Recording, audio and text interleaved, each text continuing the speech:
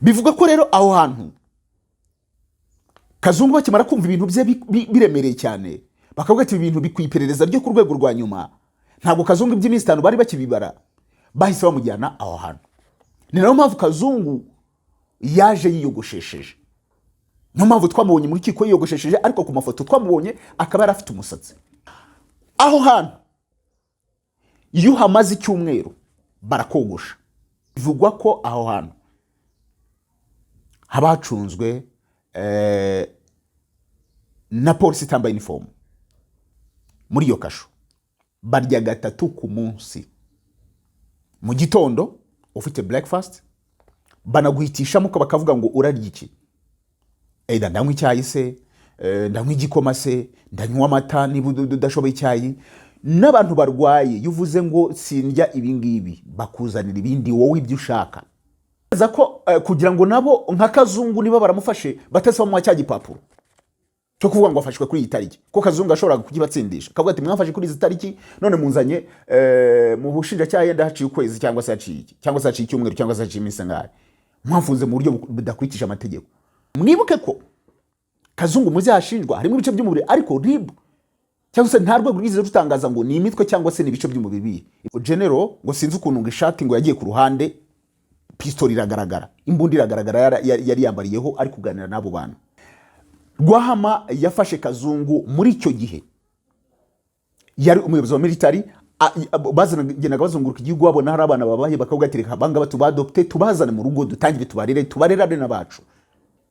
Niba umwana w'umuntu ari serial killer, ubwo noneho abantu wo atoza aho amabwiriza y'umutekano bo baba bameze bate? Kazungu aba yarajyanye kwa Gacinya kugira ngo bamubaze bamushyire muri ndabyemeye avuga ibintu byose, ntabwo akabaye yaraje ameze kuriye. Iki gitabo bivugwa ko ari cyo gitabo cyanaguzwe cyane cyanasomwe cyane mu bitabo byacapuye ku mugabane wa Afrika cyangwa byanditswe n'abanyafrika kugeza iyi saa turi kuvugana. Umucamanza yinjiye aramubona ko ahari abantu buzuye, niwe umuntu wari wambaye amapingu, aranje aravuga ngo umuntu witwa Kazungu arahari. Ntabwo ariko ko umucamanza atarazi Kazungu. Nuso umucamanza ntabwo asoma inyamakuru, dispose ko dispose ko atigeze namubona, ntabwo asoma inyamakuru. Utuvuge ko yaraje aje kuburanisha urubanza atazo aje kuburanisha.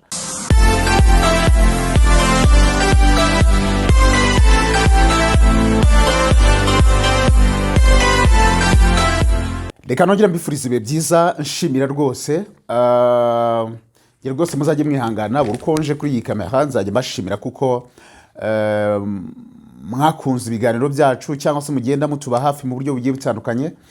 Mu minsi igeze muri 12 tuzangiye uru rubuga, cyangwa se mu minsi 13 tumaze kugira mu bantu hafi 8,500 cyangwa se bikabaka 9,000. Mu by'ukuri ntabwo ari ikintu cyoroshye. Mujye mubona ko hari n'abantu babona abantu 1000 bagaserebura, ukabona ko ari mbese ukabona n'ibintu bikomeye cyane. Bivuga ngo rero kugira ngo umuntu agere kuri iyo achievement ntabwo ari ibintu biba byoroshye, no kuri ni mwebwe ni twebwe, kandi tuzakomeza kugenda tubana tureba byinshi bigiye bitandukanye bitari gusa muri side ni politique, ni ubuzima bw'igihugu busanzwe, entertainment, gospel, tureba mu buryo bugiye butandukanye. Ikiganiro rero nicyo nari nababwiye uyu munsi. Ikiganiro niho noneho navuga ngo ibintu byose umuntu ari buze kubisobanura noneho byose uko byakabaye, by'abantu bibaza, by'abantu batekereza. Nabifatiye umwanya uhambaye rwose. Nanababwiye nakoze ikiganiro ejo bundi nijoro, mbabwira ko umunsi ukurikiye uyu munsi ari wo nza kubaha iki kiganiro, nicyo kiki rero. Nshimira rero we wamaze kugera hano, ushobora gukora share, ushobora gutanga ibitekerezo, ndetse muzajye munaduha ibitekerezo mu buryo bugiye butandukanye tumenye byinshi. Munihanganira cyane, yenda amashusho yacu uyu munsi ntabwo tugenda dukoresha amashusho atari yenda ku rwego rwiza, ariko ibintu bizagenda neza inshallah. Turateze ko umunsi umwe ibintu bizagenda neza. Umwana ntagabyuka ngo ntagavuka ngo ahite yuzura ingobyi, ahubwo bifata akanya iminsi kugira ngo ibintu bigende bijya mu buryo. Mwe mwihanganira amashusho yacu muri iyi minsi, ariko mu minsi uko izagenda cyangwa se mu minsi izaza ibintu bizaba ari byiza cyane. Bizaba ari byiza cyane ko turava mu bwiza tujya mu bundi. Abantu benshi bafite ibibazo byinshi cyane bafite ibibazo byo kwibaza ngo Kazungu ninde, Kazungu ahurira he na Rwahama Colonel retired. Ubundi se Rwahama we ninde, uretse ko abantu benda babyumva gutyo bakumva ngo Rwahama gutyo. Uyu munsi kubera iki abantu benshi bashyira ikosa cyangwa se usanga abantu bari gushyira mu majwi urwego rw'urugenza cyangwa mu Rwanda RIB, ati RIB hari ibyihisha, RIB hari ibyigira gute, RIB hari ibyigira gute.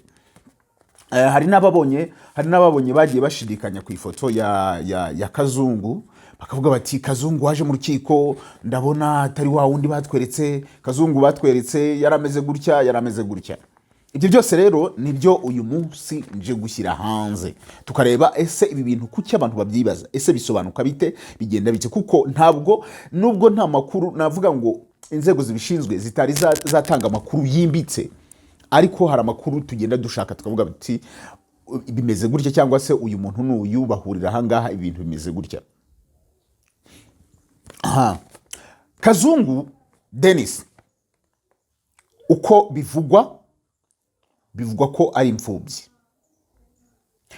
imfubyi, akaba yaravutse ku itariki ya 26 z'ukwezi kwa gatatu mu 1989, avukira mu Rwanda, avukira mu mujyi wa Kigali. Bivugwa ko yavukiye mu karere ka mu karere ka Kicukiro, murenge wa Kanombe, Busanza, mu mudugudu ubanza ari wa Rushikiri, ari naho yaratuye, niko bivugwa. Kazungu yaje kubura ababyeyi be, mu buryo yenda nanone abantu batari bamenya ngo bishwe n'iki, nubwo hari abantu bamuhuza ngo n'umupapa uba Kacyiru ngo ugira akabari.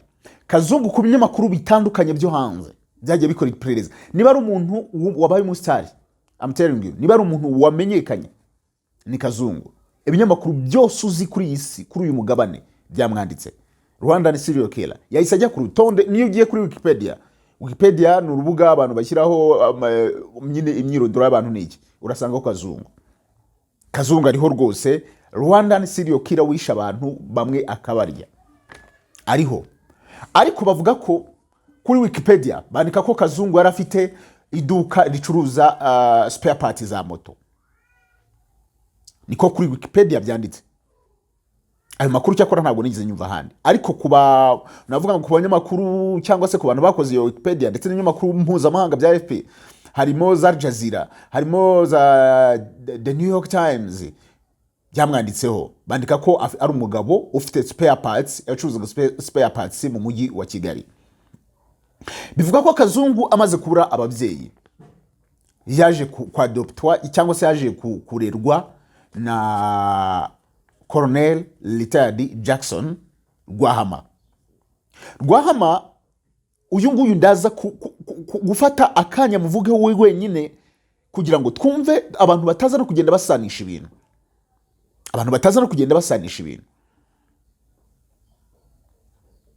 Rwahama bivuga ko yamureze. Rwahama uyu mubyeyi bivuga ko yabyaye abana batatu. Muri 2017 umwana w'umuhungu yaje gupfira muri Leta Zunze Ubumwe za Amerika aho yararimo yiga. Bivuga ngo mu bana batatu n'ubundi basigaye ari batatu, Kazungu nawe yararimo. Nubwo ibi ngibi nta muntu byemeza, ni ibintu bivugwa gutyo, bivuga ko ngara abamuzi babivuga, ntabwo either Rwahama ubwe yari yabivuga cyangwa se ari urwego rubyemeza. Gusa ababyeyi ba Kazungu, papa we yitwa Uragiwe nayo, mama we ndavuga abamubyaye, mama akitwa Uwanyirigira. Abo nibo babyeyi be bibarutse Kazungu Denis tubona uyu munsi. Kazungu amaze, bivuga ko yaramaze iminsi igera muri, bivuga ko yafashwe ku itariki 5 z'uku kwezi. Afatwa ubwe bitewe nuko hari harimo kuba ibintu byo kumwishyuza amafaranga y'inzu yarabibereyemo nyirinzu atashakaga kwishyura, cyangwa se yari yabuze ubwishyu. Uretse ko nanone source zivuga ko atari yabuze ubwishyu, ubwe ajya kwirega avuga ko yicaga abantu nibwo iperereza ryatangiye. Afatwa bwa mbere Kazungu yabanje kujyana gufungirwa kuri kasho za polisi. Bwa mbere yajyanwe ku murenge amaze kuvuga ibyo ngibyo, urumva ibintu byo kwishyuza by'ideni ngo wanze kwishyura inzu ntago polisi bifungira. Ariko noneho amaze kuvuga ibyo bintu byahise bizamuka bifata intera, ahita yimurwa ajyana kuri kasho ya polisi ya Kicukiro. Amaze kujyana kuri kasho ya polisi, noneho bamaze kugenda kuvumbura iriya mibiri, ntabwo arakiri muri kasho ya polisi. Muri kasho ya polisi, polisi ifunga abantu bari kumwe, ifunga abantu benshi nyine, nta muntu polisi yifunga wenyine. Yahise akurwa aho ngaho. Bivugwa ko hari kasho navuga ngo ni ahantu bafungira hatari habacunzwe na polisi inyuma, ariko mo imbere ntabwo habacunzwe na polisi. Ubundi mu nzego z'umutekano tugira habamo polisi, habamo RDF, ariko noneho hakaza inzego z'iperereza, hakabamo icyo bita NISS, Rwanda National Security Service. Urwo rwego nirwo rukora iperereza ku byaha navuga ngo biremereye, nyine bisa naho biremereye cyane. Ntekereza ko Rwanda National Security iri hejuru ya RIB, nubwo yenda bishobora kuba bitanafite intego zimwe cyangwa se gahunda zimwe cyangwa se ibyo nyine buri bantu bafite ibyaha bagenza, ariko NSS ntekereza ko iri hejuru ya RIB mu buryo bujyanye no gukurikira ibyaha. Hari abantu NSS ifata ikabacunga nyine ikabakurikirana, igakora iperereza ryabo, yarangiza ikabaha RIB. NSS nk'urwego rw'iperereza nta gihe bagira cyo kuvuga ngo umuntu baramufite ngo iminsi 5 nka kuriya kwa RIB. Oya, niyo mpamvu niba mwibuka story y'umunyamakuru witwa Jean Paul, ubwo avugaga ngo yarafunzwe, mwibuke kasho yavuze yafungiwemo. Ni kasho ufungirwamo ntabwo buri kumwe n'abandi, ndakotinga Jean Paul, ntabwo ufunganye n'abandi. N'ahantu ni inzu yiyubashye, uburyama kuri matera, ni icyumba uburimo cyawe wenyine, ufite douche, ufite toilette mo ndani, baguha amasabune yo koga n'amavuta na korugate bya buri kanya. Nta muntu ugusura, kuko umuntu uza kugusura mu busanzwe yakaba kuzanira akaringiti ze, dusabune se, uduki. Ibyo byose leta irabiguha. Kugira no ku myenda nivuze ngo yenda mu cikopa yashaje barayiguha. Aho hantu barya 3 ku munsi muri iyo kasho, barya 3 ku munsi. Mu gitondo ufite breakfast, banaguhitishamo ko bakavuga ngo urarya iki. Ndanywa icyayi se, ndanywa igikoma se, ndanywa amata niba udashoboye icyayi. N'abantu barwaye yuvuze ngo sindya ibi ngibi, bakuzanira ibindi wowe ibyo ushaka. Uyu munsi bashobora kuba aribo bantu basigaye barya ibirayi baravuga yenda jokes. Nabonye post y'umunyamakuru witwa KNC avuga ngo ibiraya bivuyeho kubera ko ngo byarahenze, ngo bisigaye ngo biri kugura amafaranga menshi, ngo biri kwigondera umugabo ugasiye undi. Aho ngaho ho babirya, uriyo ukavuga ati ngende ibirayi gusa, babiguha buri munsi. Uriyo ukavuga ati ndya inyama gusa, baziguha buri munsi. Aho ngaho ariko uburi muri ako kumba wenyine byaba byakabije mukaba muri babiri. Bivugwa ko ngende kuri koti z'abantu nagiye mbona ubuhamya bwabo, bivugwa ko aho hantu habacunzwe na polisi itambaye uniform. Nibo baza kukuzana amasabune, nibo bakugemura ibiryo, nibo mbese service zose. Aho hantu sokamo gusa muri icyo cyumba ugiye kubazwa cyangwa se bagutumyeho cyangwa se hari ibyo nyine bari kureba. Aho hantu rero bikavuga ko ari urwego rw'iperereza ruba rwahafungiye kugira ngo abantu babanze babakurikirane barembe amakuru yabo. Aho hantu iyo hamaze icyumweru barakogosha. Niba mujya mureba mu nzego z'umutekano yaba polisi yaba gisirikare, akenshi ntago bemera umusatsi. Usanga abantu bose barimo rwose biyogoshesheje. Ni nayo mpamvu n'umuntu uriyo nawe bamwogosha. Ko yumaze nyine yurengeje hari kwamara icyumweru utarajya yenda bavuga ati ibimenyetso byawe barabibonye babishyire ribu cyangwa se bakujyana handi mu nzego zigushinzwe, bahita abahashinzwe, kuko urumva abari gucunga cyangwa se abari gucunga umutekano waho ntabwo abari bo barakuzanye, akazi kabo gusa abari kukurinda aho ngaho. Ni kimwe nk'uko nanone kuri ribu, muri kasho za ribu usanga hacungwa na polisi ntabwo abari iba yakuzanye, ariko akazi kayo nta nubwo bizi dosiye yawe, nta nubwo biba bimureba. Icyo abashinzwe ni ukukureba gusa.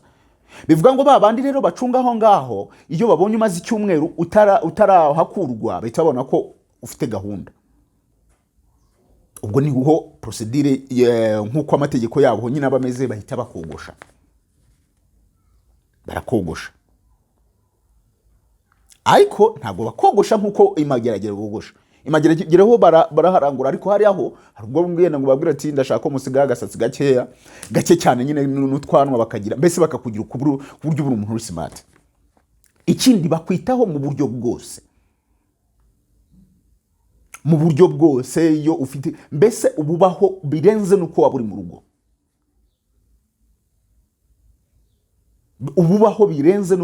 rugo.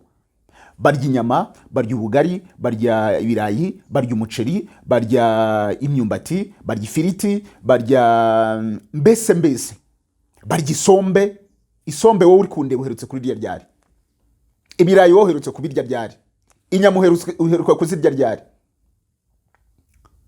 Bivuga ko rero aho hantu Kazungu bakimara kumva ibintu bye biremereye cyane, bakavuga ati ibintu bikwiperereza ryo ku rwego rwa nyuma, ntabwo Kazungu iby'iminsi 5 bari bakibibara, bahise bamujyana aho hantu.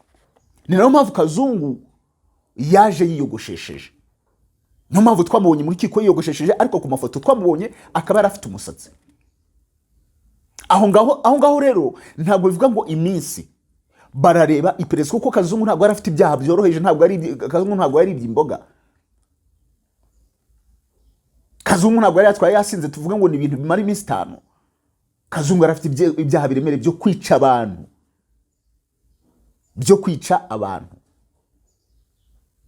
Byari bikwerera iperereza ryo ku rwego rwa nyuma. Nta nubwo bavuga ko ari ribu gusa yakoze iryo perereza cyangwa se NSS, hazamo izindi nzego zigafatanya, kuko hari aho bisaba ko inzego zifatanya.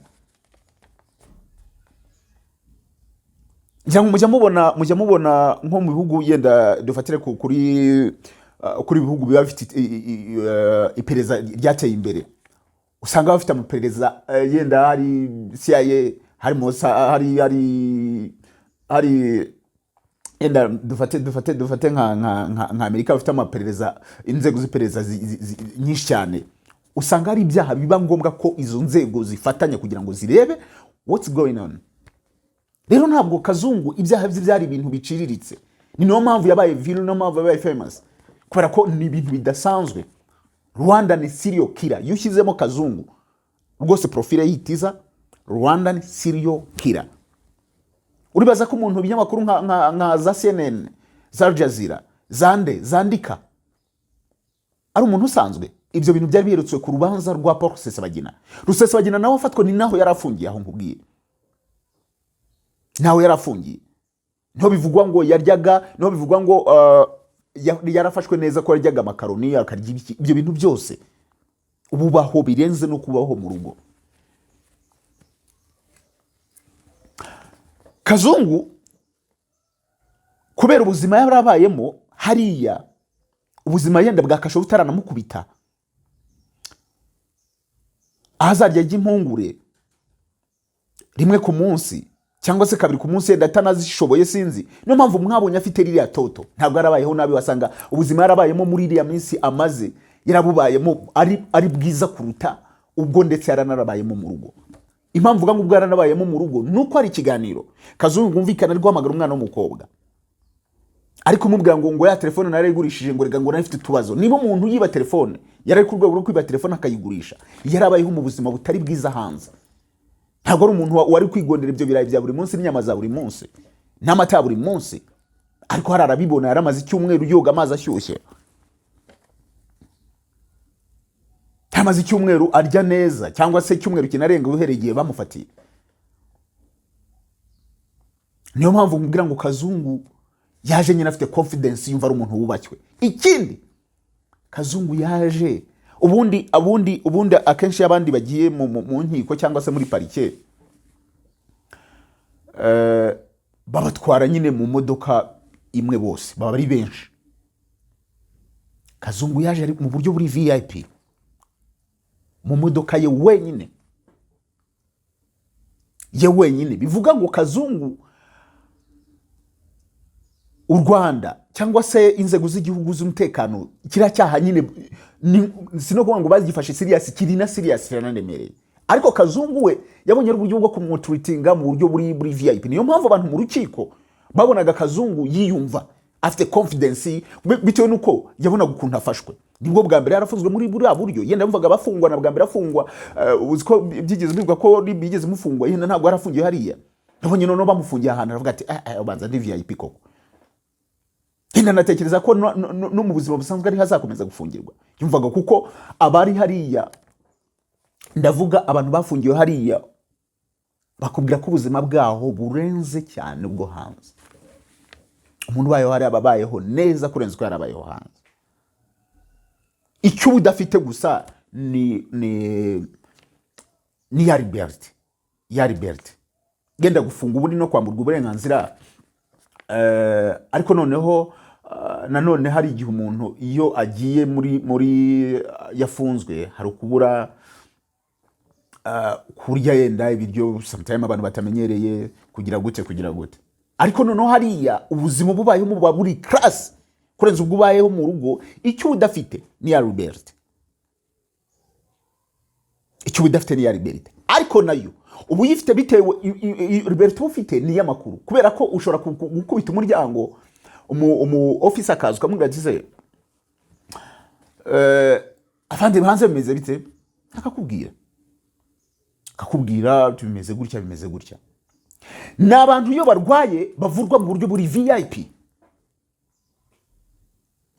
VIP, yo witsamuye gato kavuga ati mfite ikibazo mbese, kubera ko nabo baba bazi neza ko. Niyo mpamvu mbwira ngo inzego z'u Rwanda ziri very pro. Ni ukuri kw'Imana, niba ushinzwe umutekano, niba ukora mu nzego z'iperereza, ni ukuri kw'Imana ngize gutya, muri abantu b'abagabo pe. Impamvu bivuga no kubera iki, impamvu baguha uriya mutekano cyangwa se baguha buriya buzima ni uko bazi neza ko uri umwere. Kazungu kugera isa tuvuga Kazungu ni umwere, nta cyana kimwe yakoze, kuko atari yabihamywa n'urukiko. Rero niyo mpamvu nabo bakwita bakavuga ati uyu muntu ni umwere, ni umunyarwanda. Ikindi ntabwo twamubuza uburenganzira yenda bwo kuba yidegembya ngo tunamufate nabi. Niyo mpamvu baguha ubuzima bumeze neza ku buryo nunavamo abantu bawe bagize gute bazabona ahubwo warabyibushye kurenza uko wagiye umeze. Ngo baguha ubuzima bwiza burenze ubwo wari uri hanze, ku buryo ya minsi wumva utanayirambiwe. Kuko ntekereza ko abantu baba bafungiye muri kasho za RWANDA na polisi akenshi kibakubita ni inzara. Niyo mpamvu umuntu akubwira ngo kugira ngo ufungirwe muri kasho ya polisi ukwezi nafungwa amezi 2 Madrid.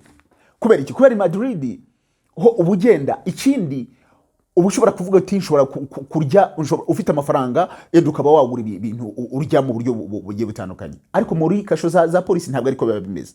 So hariya rero ho iminsi ubona yi, kuko mu gitondo baza kubyutsa urarya rindazi, urarya umugati, ndarya umugati, uranywa amata, uranywa icyayi, uranywa igikoma, ugahita mwicyo ushaka. Baguha ubwo buzima bwiza. Niyo mpamvu umuntu aba kugira ngo n'iminsi udashobora kuyikuremera uvuga uti yenda nari mbayeho kubera ko muri iyo minsi ntabwo wari ubayeho nabi, ntabwo wari ubayeho nabi. Ikindi kiyongereye ubu uri hariya mu buryo bwo kugira ngo utice iperereza, kuko ntekereza ko Kazungu kumufungana n'abandi bantu n'urugero bamufata bakamufungana kuri kasho za polisi n'abandi bantu hashoboraga kuba indi skandal either akaba urumva muri kasho y'abantu bari bafunganye usanga hari ababigize abavoka bagura tuzaburane kuko bizagire gute bakaba mbese habaho mu buryo bwo kwica iperereza. Niyo mpamvu yagomba kubanzwa kujyana ahantu ari akashyirwa muri detention ye wenyine, ariko nanone VIP nk'umuntu wari umwere bamara bakareba amakosa ye. Se Kazungu ni muntu ki bimeze gute? Niyo mpamvu Kazungu rero nibyo ndi kugarukaho. Kazungu mubona ko ari umuntu ubumeze nk'ari VIP. Ngarutse ku kintu cya RIB, abantu benshi bari kurenganya urwego rw'ubugenzacyaha RIB. Mu by'ukuri urwego rw'ubugenzacyaha RIB cyane cyane Murangira Thierry, umuntu yamushimira niba ari umuntu ukorana na media, ni umuntu bita Dr Murangira Thierry. Uriya mugabo ni umuhanga, ni umuntu wize amategeko, ni umuntu uzi uburenganzira bw'ikiremwamuntu. Mu by'ukuri ni umuntu uzi itangazamakuru. Mu by'ukuri niba ari umuntu ukomunika n'urwego rw'ubugenzacyaha ndetse na RIB. Kazungu amakuru ye RIB iri kuyatanga, ariko ntekereza ko impamvu abantu bari fishi bari kuvuga ngo hari ibintu bitari gusobanuka, yenda RIB nayo ikavuga ngo amakuru RIB itanga abantu bakashidikanyaho, ntabwo ari uko buriya nubwo umuntu yakora yagira, hari icyo twita speculation, hari icyo twita amakuru ari speculation, afite speculation cyane cyane ku makuru nk'ariya. Buri wese avuga ibi akavuga ibingibi akavuga ibingibi, nubwo yenda umuntu yibaza ngo ese bariya bakobwa twumva uyu munsi bakavuga ngo hari n'amajwi twumva bavuganye na Kazungu kuri telefone, ukavuga ngo kuki bari kubivuga uyu munsi. Niyo twese tugera tukavuga ngo Kazungu ashobora kuba yari afite umuntu wari uri abantu yenda bakoranaga, cyangwa se yarateraga ubwoba abo bantu, cyangwa se abo bantu nabo yaramaraga kubakosereza gutyo akabwira ati reka mbakubita ibiceri. Nabyo birashoboka, ariko none ukagaruka kuri zera nzego za mudugudu na isibo badatanga amakuru. Nusanga hariho ikibazo cy'iki, bamutwara sibo na bamudugudu usanga batanga amakuru, bumva inzego zo hejuru cyane kuruta abaturage kandi aribo bakorera. Niba umuturage wa mbere aje akabatabaza, uwo kabiri akaza akabatabaza, ubundi gukubita no gukomeretsa cyangwa se kugerageza kwica, attempt, ubwabyo ni icyaha. Kazungu akaba yarafunzwe kera, ariko ukibaza ngo kuki zira nzego zitagize ibyo. Rero ntabwo wabishinja RIB, kuko RIB ni urwego rw'ubugenzacyaha. Yego habaho gukumira mu gihe bamenye makuru, ariko none si ibintu biri kuri mu munzi wawe RIB irabimenya gute? RIB ntabwo iba mu nzu z'abantu, igira amaposi igira ama-office mu yenda mu ahantu henshi hatandukanye, ariko ntabwo baba mu nzu z'abantu. Niyo mpamvu ufata akanya ukajya gutanga ikirego. Ikindi yenda ntabwo nanone navugira RIB ko sinyikoramo, ariko nanone yenda basanga ari amakuru badatanga bitewe nuko hari igihe yenda nanone bakaba bavuga ati yenda Kazungu ashobora kuba afite abo bakoranaga, ariko ntibabavuga yenda kuko bakirimo kubashakisha cyangwa se bakirimo gushaka ayandi makuru. Ntekereza ko muganira umunyamakuru nigeze mbona ariko bisobanura, abantu bakwiye gutanga amakuru cyane ari urwego rw'ubushinjacyaha kuruta urwego rwa RIB, kuko urwego rw'ubushinjacyaha nirwo ruzafata Kazungu, nirwo ruzamugiraho ruzaba rumufite igihe kinini kuruta urwo RIB yamugizeho. Sinzi niba iki kintu mucyumva. RIB ifite imisitani yo kubikoza iperereza, sometime usanga ari na mikeya. Niyo mpamvu RIB ntekereza ko kugira ngo nabo nka Kazungu niba baramufashe batese mu cya gipapuro cyo kuvuga ngo afashwe kuri iyi tariki, ko Kazungu ashobora kukibatsindisha akavuga ati mwafashe kuri izi tariki, none munzanye mu bushinjacyaha yenda haciye ukwezi cyangwa se haciye iki, cyangwa se haciye icyumweru, cyangwa se haciye iminsi ngahe, mwafunze mu buryo budakurikiza amategeko, akaba yabarega. Niyo mpamvu ntekereza ko bamufashe yenda mu buryo bwo gukora iperereza bagahita bamujyana muri iyo kasho nakubwiye, ntibamuhe cya gipapuro. kuko nabo n'uburenganzira bwabo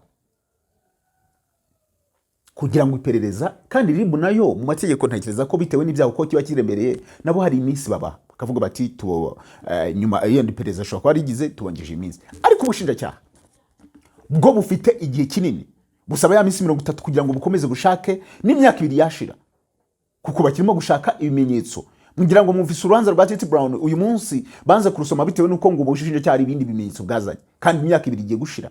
So bivuga ngo ubushinjacyaha nibwo buzatanga amakuru menshi kuri Kazungu, kuko ubushinjacyaha nabwo bugira iperereza, bushobora gukora iperereza ryabwo. Kazungu impamvu yaje mu rukiko agahita yemera ibintu byose, ngewe nabonamo ko harimo impamvu eshatu. Iya mbere, Kazungu ashobora kuba ari gukoreshwa n'abandi bantu, sinzi abari bo eda n'abanyarwanda cyangwa se abanyarwanda. Iya kabiri, Kazungu ashobora kuba avuga ati numvaga nirambiwe, ahubwo nibangirire vuba nigendere Madrid. Icya gatatu,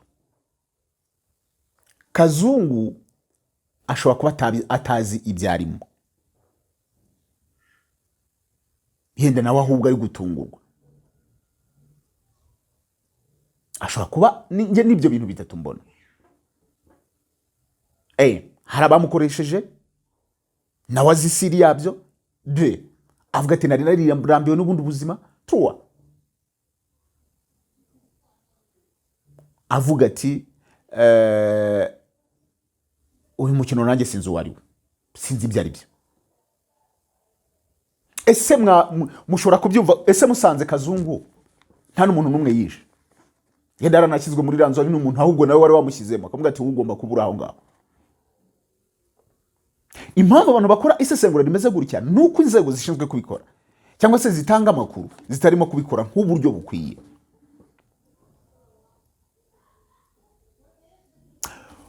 Uyu ubwo nari ndimo nsobanura cyane, nabanje gusobanura cyane kubijyanye n'impamvu abantu bavuga ngo si yari we, ikindi uko reaction ze mu rukiko. Ashobora kuba ari umuntu wari yiyumvaga nk'umuntu ufite confidence cyane kubera izo mpamvu yenda nakubwiye. Icya gatatu, yenda avuga ati yenda hari abantu bari inyuma yanjye, cyangwa se hari abantu baremereye bari inyuma yanjye, yiyumva. Nabyo birashoboka, cyangwa se akaba atazi ibyarimo, nabyo birashoboka. Nicyo ngicyo nibyo nababwiye ngo ndazana ubusobanuro bwimbitse kuri buri kintu cyose. Aha, ngeze ku muntu bita Rwahama Jackson. Uyu mugabo ni umuntu wambaye impuzankano ya gisirikare imyaka igera muri 30. Ni umuntu wahunze igihugu muri myaka za 60, ubwo abanyarwanda barimo bakorerwa abatutsi bakorerwaga jenoside n'ubundi icyo gihe batotezwaga bagahunga igihugu. Nawe yahungiye mu gihugu cya Uganda nk'abandi bose benshi baje kubohora igihugu. Ageze mu myaka ya za 70 nibwo yahise ajya mu gisirikare cya Uganda, ukoze imyaka kugera mu 2000 yaramaze imyaka 30 yambaye uniform ya gisirikare. Muri 1994 u Rwanda rumaze gufata ingabo za RPR zimaze gufata igihugu, bamaze no guhagarika jenoside. Rwahama yaje kuba umuyobozi ushinzwe military police. Kubera ko Rwahama yari umuntu uzunguruka cyane muri Kigali, ugenda azunguruka ahantu henshi, nyine urumva military ibizunguruka mugira ngo mujya muyibona buri kanya, nyine bazunguruka ahantu henshi. Nibwo yagize igitekerezo cyo kubaka inzu hariya twita kwa Rwahama nyine tuzi. Icyo gihe igihugu cyari kiri mu bibazo bikomeye, amabanki nta mafaranga yari afite, ndetse kugera naho igihugu bwacyo cyari gifite budget cyangwa se ingengo y'imari iri hasi ya miliyoni 100. Amafaranga kuyabona byari bigoye. Rwahama yari yarabonye ikibanza hariya, aravuga ati reka nubaka inzu, kuko niyo nzu ya mbere y'amabuye yari igiye kubakwa muri kariya gace.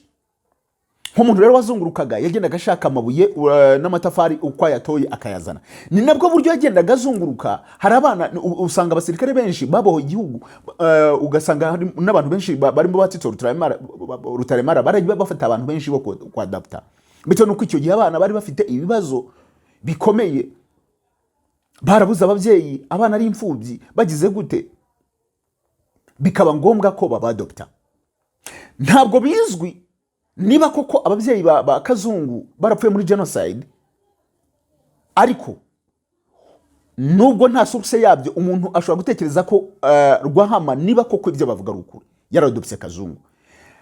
Rwahama yafashe Kazungu muri icyo gihe yari umuyobozi wa military, bazanaga bazunguruka igihugu babona hari abana babaye bakavugatireka banga batubadopte tubazane mu rugo dutangire tubarerane n'abacu.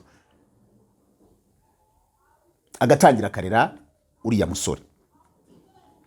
Uriya musore ariko iyo urebye character, njyewe ndi kurwanya abantu bari guhuza dosiye ya Kazungu na Rwahama. Kubera iki?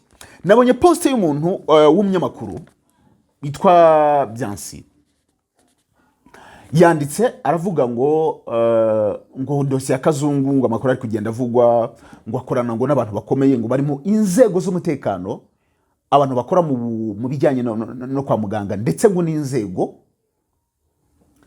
z'abinjira n'abasohoka. Bishatse kuvuga iki? Yashaka kuvuga ko urwego rw'abinjira n'abasohoka bahagumugisha iyo dosiye, bahagumugisha ibyo bintu, bakavuga bati mugiye kugenda n'indege yihe, ati turagenda n'indege ya KLM cyangwa se n'indege runaka na societe runaka, ati muratwara yenda ibice by'umubiri bingana iki. Mwibuke ko Kazungu muzashinjwa harimo ibice by'umubiri, ariko RIB cyangwa se nta rwego rwize rutangaza ngo ni imitwe cyangwa se n'ibice by'umubiri. Ibice by'umubiri bishobora kuba ari byinshi, yenda n'inzara, yenda n'intoki, yenda n'amaso, yenda bishobora kuba ari ibice byinshi. Noneho uyu munyamakuru aravuga ngo bakoranaga deal, abo bantu bari bafitanye deal n'abantu bo mu bihugu ngo bya Dubai, Ubuhinde, sinzi n'ikindi gihugu yavuze. Hasi arangije ahita avuga ngo ariko muzi ko Kazungu ari umwana uradopte wa Rwahama. Ashyiraho akabazo. Bivuga ngo ukimara gusoma ibyo bintu yavuze ukabihuza na Rwahama, umuntu ashobora guhita avuga ati akaba yafata Rwahama mu bundi buryo. Rwahama muri profile ye ngiye kubanza nkubwire mbere y'ibindi byose, urumva ko nta Rwahama ntabwo wavuga ngo hari amaraso amuri ku ntoki, yenda uvuge ngo hari, yenda ube wanabihuza uvuga ati se umuntu warere kwa Rwahama kuko ubundi yakabaya akora ibyo. Ariko iyo urebye profile ya Rwahama ngiye gukubwira, urasanga Rwahama ari umuntu uri inosa. Rwahama muri profile ye ngewe nabonye ubu tuvugana afite imyaka 73. Ni umuntu wavutse mu mwaka wa 60 agahunga. Ni umuntu wahunze igihugu mu mwaka wa 60. Yarafite abana batatu, umwe aza kugwa muri Leta Zunze Ubumwe za Amerika aho yaragiye kwiga, yapfuye muri 2017. Rwahama ni umuntu ubungubu tuvugana wifite company, afite company yita ikora ibintu nanone by'umutekano. Umutekano ntabwo yawugiye kure n'ubundi. Afite company nka zino company z'abantu bikorera ku giti cyabo nk'abadodo, bagira company nyine zitanga security, ushobora kugenda ukavuga uti nshaka ko umuntu akaza kandinda. Afite company yitwa ngo Royal Security Consult. Inafite office ni nawe uyikoramo hano nyine mu nyubako kwa Rwahama hariya murahazi mwese.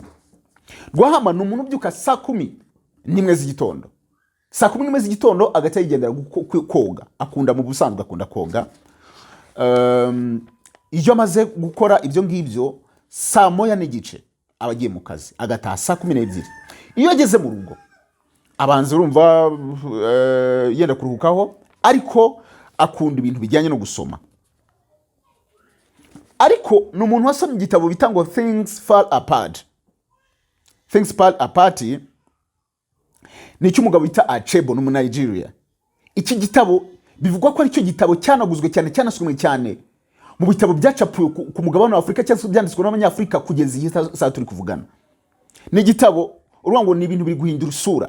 Nicyo yakundaga gusoma, ni igitabo yakundaga gusoma bita ngo ibintu biri guhindura isura. ni umuntu wikundira ibintu byo gusoma.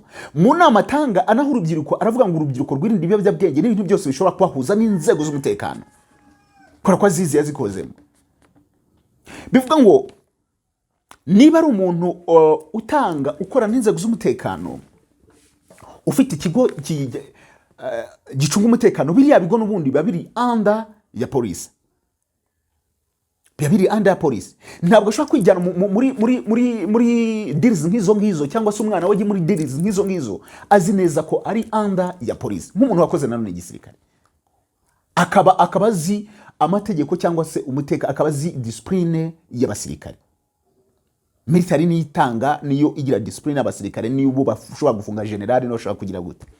Bivuga ngo ntabwo ari umuntu wabaragize cyangwa se aragize uruhare cyangwa se aranagize inama cyangwa se n'ibindi bintu akora kuri dosiye ya Kazungu.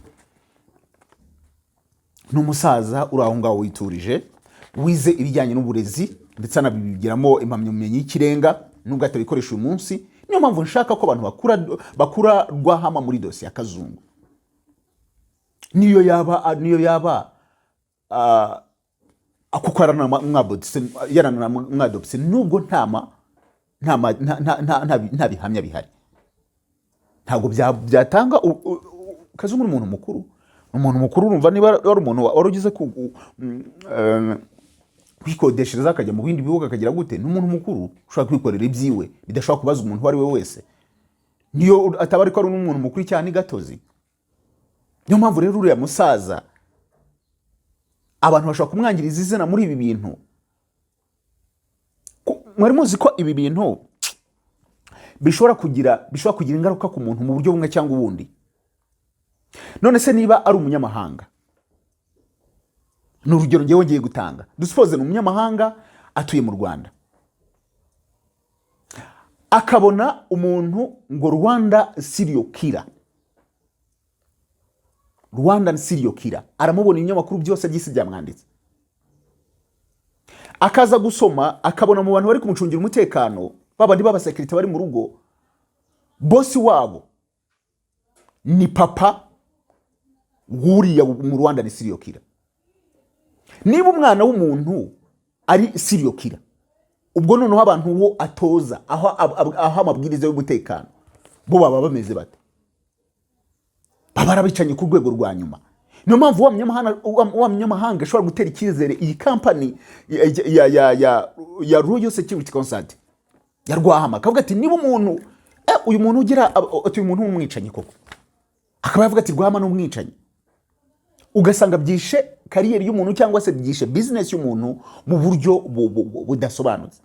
Niyo mpamvu nshaka kuvuga ngo yaba ari umuvyeyi we ataba ari we, ngiye kubwanjye nakwifuje itangazamakuru cyangwa se abantu bari kubivuga bakura RWAHAMA mu kanwa bakamujyana kure y'idosiye. Kazungu n'umuntu mukuru akabazwa ibye akadiringa n'ibye, kireka ubwe nabyivugira akavuga ngo nari natumwe na RWAHAMA, ariko RWAHAMA ntabwo yakabaye yinjira muri idosiye. Niyo mpamvu niyo umuntu ageze mu rukiko uretse kumusomera imyirondoro akavuga ngo uri umwana wa kanaka, kuko abantu ushobora kuba bahuje amazina urukiko. Niyo mpamvu urumva mwabonye uko yarari mu rukiko bakaza bakavuga ngo umucamanza yari yamaze kumubona ko ari mu rukiko.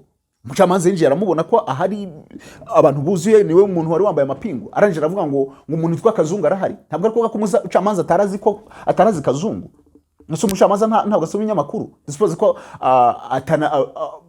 atigeze namubona, ntabwo asoma inyamakuru. Utuvuge ko yaraje aje kuburanisha urubanza atazo aje kuburanisha. Ariko niyo mpamvu nyine iyo bigeze mu buryo bw'ubutabera haba muri icyo kintu, aravuga ngo umuntu witwa Kazungu Dennis arahari, undi aravuga ngo ndahari, aramubwira ngo itaba urukiko. Nuvuga ngo hari yari yicaye kuri karagatebe, ntabwo ari yitabye urukiko, yarakiri mu maboko ya polisi cyangwa se yaribu, baramubwira ngo itaba urukiko. Niyo mpamvu yaje bakamubwira kwitaba urukiko ni ukuza ugahagarara imbere y'abacamanza hahandi. Hariya niho uba witabye imbere, ariko ukicaye mu bantu cyangwa se ukiri mu bantu ntabwo uri mu maboko y'urukiko. Niyo mpamvu iyo ugeze n'imbere y'umucamanza uba uvuye mu maboko ya polisi, bakwambura ya miringa ya mapingu kugira ngo ujye imbere y'ubutabera. Imbere y'ubutabera nta muntu ujya yaziritse, nta muntu ujya yambaye amapingu. Ndagira ngo ibintu tuzajye tubyumva neza. tuzajya tubisesengura dushyiremo n'inyurabwenge mu bintu tuba turi kuvuga, mu bintu tubona ku ma social media, mu bintu twumva mu byo buri kantu kareba. Ku mucamanza kuvuga ngo body language ya Kazungu nguko ngo yarebaga akareba mu bantu, Kazungu nta soni afite z'ibyo yakoze.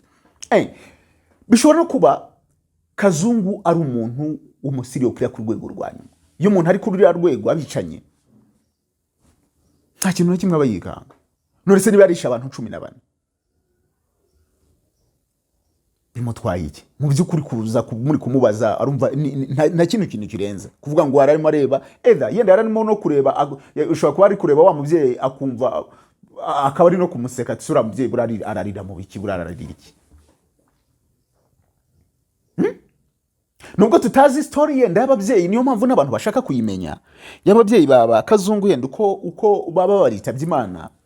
Hari n'ababihuza bakavuga ati yenda bishobora kuba bifite n'ihuriro, yenda afite ibikomere by'uko ababyeyi be bashobora kuba barishwe. Niyo mpamvu abantu bifuza kumenya ese Kazungu ariko ababyeyi be bishe gute. Ariko n'ubundi uzasanga muri ibyo se birafasha ikirukiko, ntacyo biri bufashe urukiko, ntacyo biri bufashe urukiko.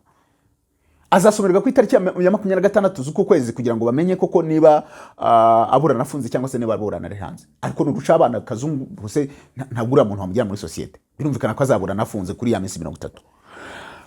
Abantu bategereje rero amakuru menshi bazamenya mu buryo mu rubanza mu mizi. Hari yari mu rubanza rwo kuburana kwifungwa n'ifungurwa. Kazungu ntabwo yabwo urukiko n'ibintu byinshi avuga ko ari wabyivugiye, ariko none ikibazo kigaruka no kuvuga ngo ku ibintu byose ari wabyivugiye, kuki yavuze ngo hari ibintu bikomeye nshaka kuvuga. Kazungu ntabwo ari igicucu, ntabwo ari umusazi. Kuki yavuze ngo hari ibintu bikomeye nshaka kuvuga? Bivuga ngo hari ibintu yabwiye RIB cyangwa se atabwiye RIB, atanabwiye ubushinjacyaha, atanabwiye ubushinjacyaha.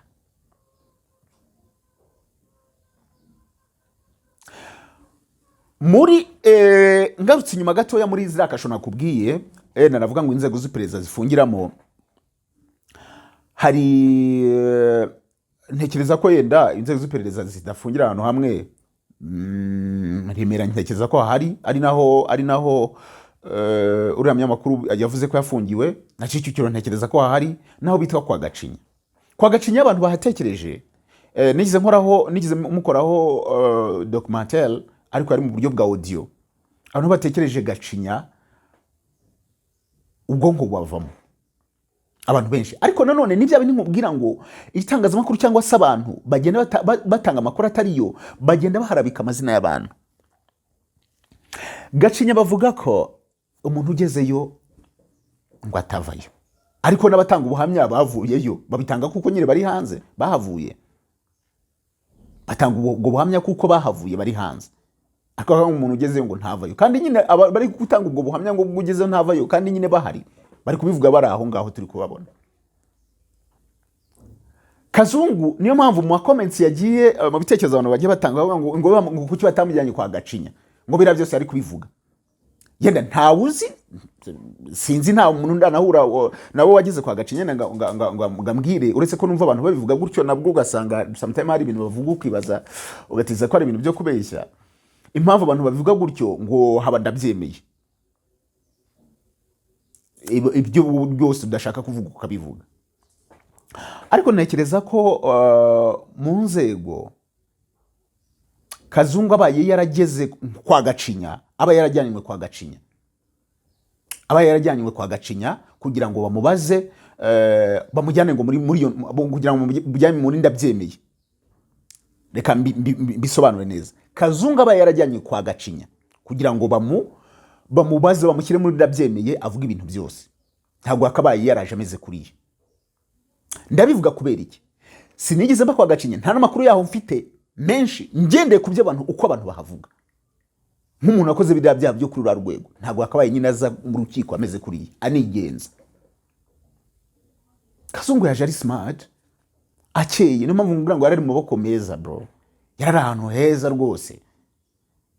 Nubwo nta hantu habi mu Rwanda, ariko yari no kuheza kurenza. yenda gufungwa ntabwo ari uburyo ari ikintu umuntu yahitamo cyangwa se yavuga ngo umuntu ari ahantu heza ko hari uburenganzira atabahabwa, umuryango we utamusura mu buryo bweruye, yenda atababona n'abana n'iki. Ariko avuga ngo Kazungu ntabwo ari ahantu habi, yarabayeho nabi, wabonye itoto, wabonye ukuntu yarameze neza. So nibi ngibi rero navuze nti uyu munsi ikiganiro ndatse kugikora kugira ngo nsobanure buri kantu. Nsobanure buri kantu. Njyewe nifuza ko mu mizi yenda tuzamenya ibintu byinshi, ari naho abantu bazagenda bavuga kuri ibi bintu cyane. Nifuza ko bari abakobwa bari gutanga ubuhamya uyu munsi badasobanura ibintu, nabo bazaza bakatanga ubuhamya, bakabazwa impamvu kubera iki ibyo bintu bari kubivuga uyu munsi. Niba umukobwa afite record yo ari guhamagara Kazungu, ariko tekereza umuntu ari kuvugana na Kazungu, yavuganye na Kazungu kuri telefone. Yenda Kazungu washobora kuba bari bamaze n'igihe yenda baragiranye ibyo bibazo, yamufashe nabi, yenda yaramukubise cyangwa se yamusambanyije ku gahato cyangwa yagize gute, arangije humvikana Kazungu kuri telefone ari kumubwira ngo ushobora kuba waranyanduje sida, ngese ngo nta sida ari urwaye, ahubwo ngo ya telefone ngo narayigurishije ngo ndikenura. Iyo record yarayifite, iyo record yayitanze ku itariki zingahe, haciye iminsi 5 iyo record yayitanze. Kazungu amaze hafi ibyumweru 2 afunze. Kubera iki? Mbere yuko Kazungu agira uwo mukobwa atavuze atari ko uyu muntu ni umugome cyangwa se afite imico mibi ashobora kuzagira abandi bantu b'urubyiruko rw'u Rwanda yangiza, deka ngiye kubatabara kuki atabitanze, akabitanga kuri ubu ngubu. Ubwo buhamya bwose tubona tukabubona kuri ubu ngubu. Bashobora kumuba ibyo nabyo ashobora kubikurikiranwaho, kuko nuguhishira icyaha. Icyo nacyo ni icyaha. Bari abakobwa nabo bashobora kubazwa, bari abantu bose bari gutanga ubuhamya, ni ibyaha, kuko nihishira cyaha. Nabari abayobozi bari hariya b'imidugudu nabo ni uguhishira ibyaha. Kazungu mu bintu ashinjwa harimo icyaha cyo gukoresha ibikangisho. Ibikangisho ntabwo ari kuvuga ngo nuko ufite yenda icyo umuvuga ati ndakwica cyangwa se ufite iki, no gukangisha izina ry'umuntu. Kuko buriya reka mbaho urugero, umuntu muramutse mufitanye ikibazo akaza akakubwira ngo atuzi ko ngewe ndi umusirikare cyangwa se ndi umupolisi, ibyo ni icyaha bakoze. Hari urubanza murarwibuka rwabereye kwa Nayinzira. Ni umunyamahanga yaraje agura ikibanza, akigura n'umuntu. Niba abazi urwo rubanza yenda baraza kunkosora neza niba nshobora kuba hari uko nibeshyemo. Amaze kukigura n'umuntu ni hari hafi yo muri industriel, muri park industriel, haruguru kwa Nayinzira. Ikibanza umunyamahanga arakigura. Amaze kukigura ariko haza kuza undi mugabo agura na wa mukire, amuha amafaranga arenze kuyo wa munyamahanga yamuhaye. Ariko umunyamahanga yari yamaze kumwishyura mbere, uretse ko batari bagakora ibintu bya mutation, yarabyize bari muri process yo guhita bajya muri mutation. Uwo muntu araza mu amafaranga arenze kuri yayande, aramubwira ati wowe hita usubiza uriya munyamahanga amafaranga abana. None wa munyamahanga bamubwiye ngo musubize amafaranga arabyanga. Noneho baza kuvuga ati aza kubwira nyiri cya kibanza ati duhurire ku kibanza. Baraza bahurira na wa mukire n'ubundi, bivuga ko ngari mu rwego rwa general, yari mu rwego rwa general mu gisirikare cy'u Rwanda, bahuriye kuri cya kibanza. None ngo wa wundi barimo baganira, bamubwira ati ariko naraguze umunyamahanga araho, wa mu general ngo sinzi ukuntu ngo ishati ngo yagiye ku ruhande, pistol iragaragara, imbundi iragaragara yari yambariyeho ari kuganira n'abo bantu. Imbundi imaze kugaragara, umunyamahanga yahise ajya kurega. Aravuga ati ngewe bari kunkangisha imbunda. Ntabwo yayimukangishe ngo ayimutunge, nuko gusa bari barimo bavugana, ishati ikajya ku ruhande, imbundi ikagaragara. Uwo nyakubahwa yarabizize, yarabibajijwe kuko ubwabyo nyine yagiye muri ibyo bintu bisanzwe by'abaturage mu by'ibibanza ajyana imbunda gute. Nyine ibyo bavuga ngo nibikangisho. So Kazungu nawe kuvuga niba yarafataga akavuga ngo ngo ndi umwana w'urwahama, ndi umwana wahoze mu gisirikare, wahoze mu gisirikare. Ibyo ubwabyo ni igikangisho kuko umuntu ashobora kugira ubwoba akavuga ati umuntu wa rwahama se ariko nsoza rwose kuri ibisesengurane navuze, kuri ibintu navuze ndibuze kuvugaho uyu munsi kuri dosiye ya Kazungu, ari nayo ya nyuma nkoze mbere yuko urubanza mu mizi rutangira. Sinzongera kuvuga kuri Kazungu mbere yuko urubanza mu mizi rutangira. Rwose Kazungu iki nicyo kiganiro cya nyuma nkoze mbere yuko urubanza rwo mu mizi rutangira. Mumbabarire izina Colonel retired Jackson Rwahama mumushyire ku ruhande, kubera ko mushobora kuza kumwangiriza ibintu bye cyangwa se n'abana be bakabagwiriti, kubera ko kumva ngo umuntu abana n'urugero niba koko baranabanaga na Kazungu bazajya bumva bafite ipfunwe kuvuga ngo twabanaga n'umusiriyo kira ahantu bari umuntu azavuga ngo wabanaga na Kazungu. Ibyo ubwabyo ni ikintu bituma umuntu atiyumva neza muri societe. Ibyo muri kwicira izina abantu, muri kwangiza isura y'abantu, rwose itangazamakuru rirekere. Kuri Rwahama, kuri dosiye ya Kazungu nk'abanyisoreje ahangaha. Ariko nkuko nababwiye kuri Kame TV show tuvuga ibintu bitandukanye, harimo politics, harimo gospel, harimo ubuzima bwa buri social na entertainment. Mu kiganiro nzakora ku munsi w'ejo nzagaruka ku bintu bya entertainment, ni ibintu bimaze igihe bivugwa. Nagiye kubona mbona umuntu aranyandikiye kuri WhatsApp anyohereza aga screenshot avuga ko ari message z'umuhanzi bita The Ben Mugisha Benjamin yarimo yandikirana n'abantu b'i Burundi. Abantu b'i Burundi ngo n'abanyamakuru bamubwira bati umuntu witwa Coach Gael atashaka kwicira igitaramo, ati ndetse yanashoyemo amafaranga menshi. Ndebye kuri iyo screenshot umuntu yanyoherereje, ndeba telefone kuko hari ureba screenshot y'ibintu abantu barimo bandikirana, nkakurana none ureba kuri Twitter ukareba telefone ya postinze, mbona telefone ya post iyo screenshot ni iPhone 11. The Ben muri mu mafoto uyu munsi afite ahantu agaragara urasanga The Ben afite iPhone 14 Pro Max. Icyo ngicyo nahise ngishyiraho akabazo kongera nkavuga ngo icya kabiri, The Ben n'umuntu wampaye iyo screenshot, The Ben ari in touch gute n'uwo muntu ku buryo amwohereza screenshot. Ibyo nabyo nkabona ko hari kuri side imwe ya Gael hari ukuntu, uretse ko nanone Gael umuntu nanone atajya ku ruhande rwe cyane, bitewe n'iki Gael yaje ari umuntu uvuga ko ashaka kwica industry y'umuziki w'u Rwanda. So kuyica mu buryo bumwe no kwijyana mu yindi side ikagenda we uko we abishaka, akavuga ko ashaka kuzamura n'uwanga umuntu wese ukora music abe andaye mu producer urenze abe andayiwe. Niyo mpamvu yasenye ibintu bya country record bya Nopja agatwara element. N'uyu munsi ari gushaka gutwara Keys nkwibutsa ko ari wakoze indirimbo Funga Macho. Iyo ndirimbo ari nayo Bruce Melody yakoranye remix cyangwa se collab na Shaggy. Mwise sengura ryanjye nkabona ko Coach Gael nta gihe kinini afitanye na Bruce Melody, nta n'igihe kinini afite muri industry y'u Rwanda ya music. Kubera iki? Kubera ko Coach Gael yego afite amafaranga, ariko mwibuke ngo yakoraga zira business zabo za Sober Living, yakoraga amafaranga harafunzwe na The Ben yarahakoraga.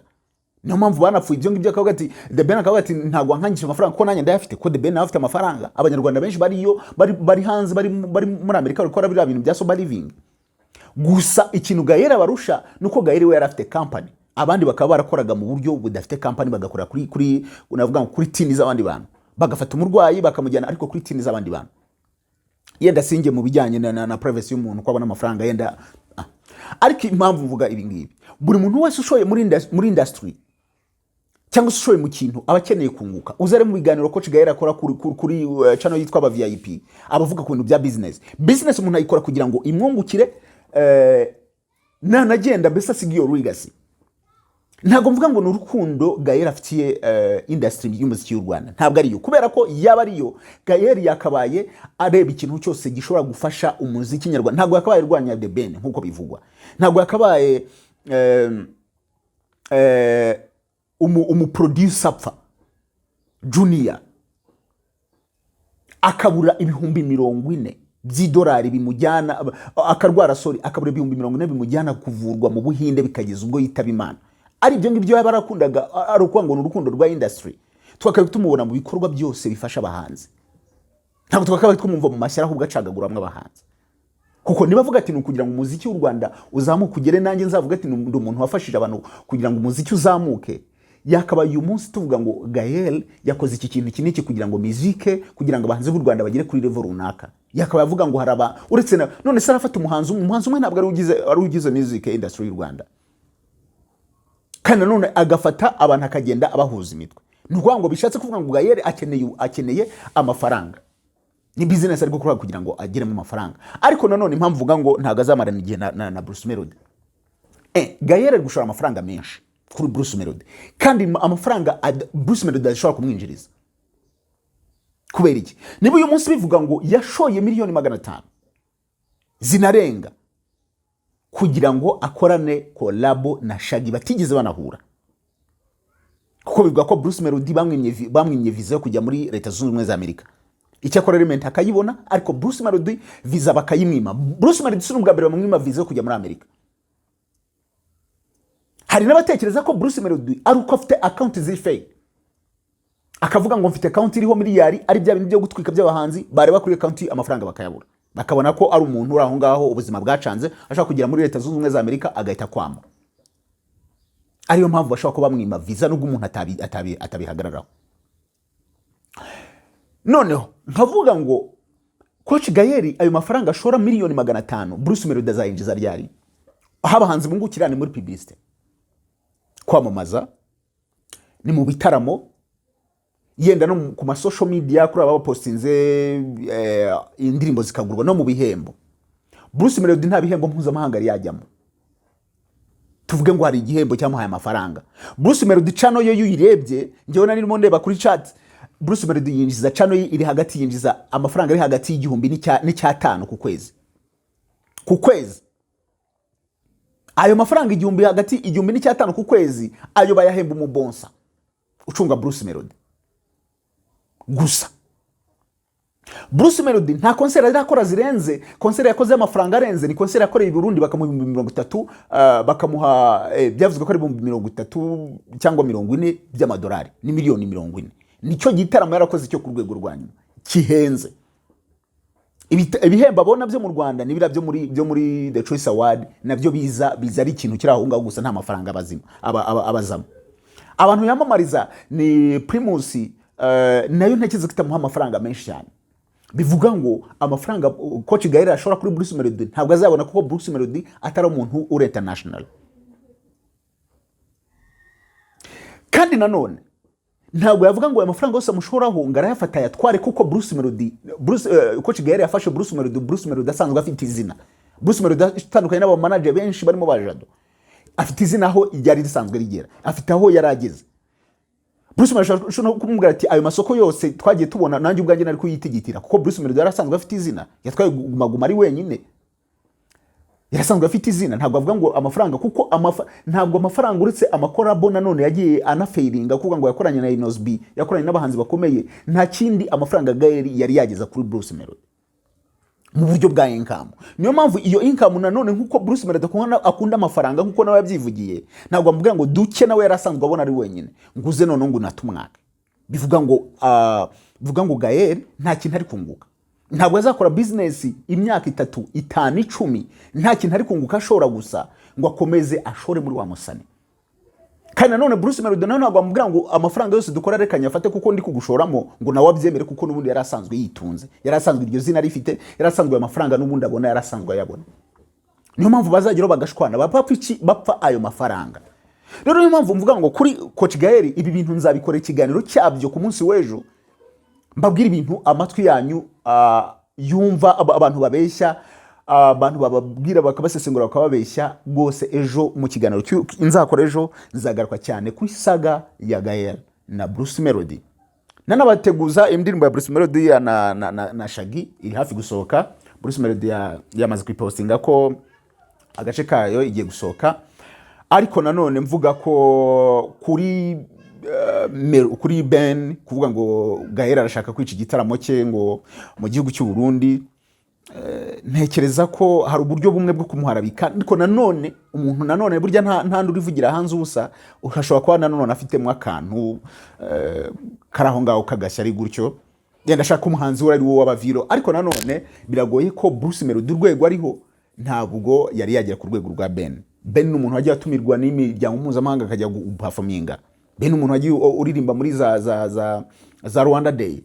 Ben urwego ariho ntabwo avuga ngo yenda rurahura na Bruce Melody.